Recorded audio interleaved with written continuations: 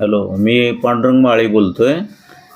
मी रियांश या कंपनीमध्ये आरोग्यसेवक म्हणून काम करत असून मी सध्या हडपसर येथे आलेलो आहे आणि मी सरांना अमृत ज्यूस दिलेला होता. तर त्यांना काय त्रास होता अगोदर आणि आता काय फरक वाटते ते त्यांच्या तोंडातून जाय का. तुमचं नाव सांगा. मी राजशेखर खैराट बोलतो. राहायला हडपसरला आहे, सातावाडी.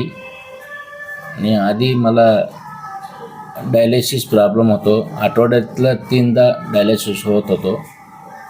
लघवी पण बंद होतो. आता लघवी व्हायला लागला थोडंफार. आणि बी पी होतो. बी पी पण कमी झालेलं आहे. पायाला सूज वगैरे आणि पायाला सूज येत होतो. सूज तर अजिबात नाही, आता एकदम क्लिअर झालेले.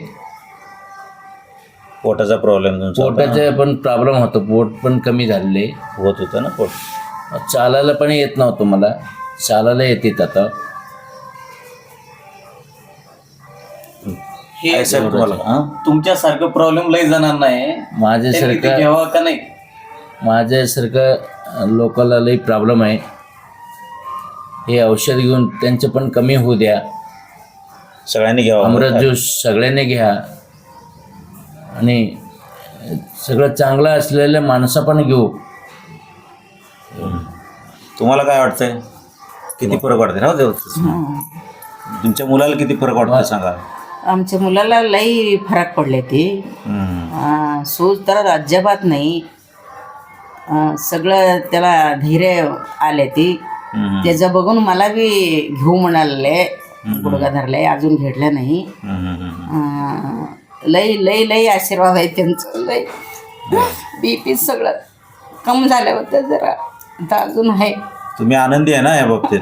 औषध घेतल्यामुळे आनंदी आहे ना तुम्ही? आनंदी आहे आम्ही. तुम्हाला वाटतं यातनं फरक पडेल 100%? 100% फरक पडला. Okay okay.